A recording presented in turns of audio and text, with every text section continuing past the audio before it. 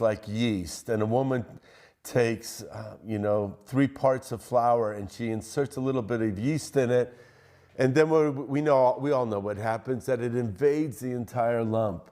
Jesus was like that, just like a little bit of yeast inserted in the world, or even if you could look at it even in a smaller context, inserted into the Roman Empire in an obscure company, and eventually it conquered Rome.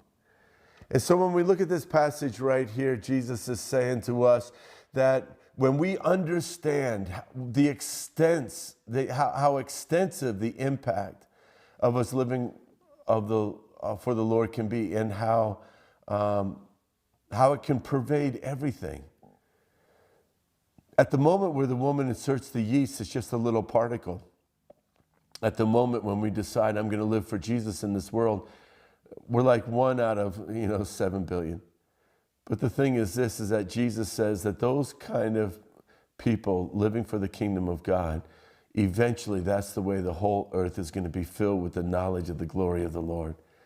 That's really beautiful here.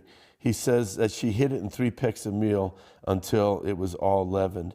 So I want to encourage you today as well. Not only does that small thing that you're doing for the Lord, though it might look insignificant, it's going to have a great purpose in the advancement of God's kingdom.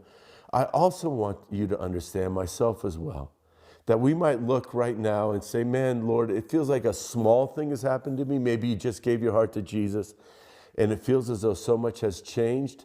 But the nature of what God's doing in you, it's like a little bit of an insert, and you look and you say, but there's so much to change. But Jesus is saying, but eventually, Jesus coming inside of your heart, the Spirit of God living inside of you, it'll eventually invade the entire lump. Be patient with yourself. The kingdom of God doesn't change things immediately and overnight. It's like leaven. And so what God is doing in you, you might say, but there's so much more to do. Yeah, but have hope today. It's spreading inside of you. And that the Apostle Paul said this, he who began a good work in you is going to perform it. He's going to finish it. God inserted through Jesus, when you gave your heart to Jesus, the kingdom of God, and it's going to spread throughout your mindset, throughout your obedience, throughout your priorities. God's working in you, and he's going to finish that work. God's working through you, and it's going to spread as you're obedient to the Lord. Be encouraged today.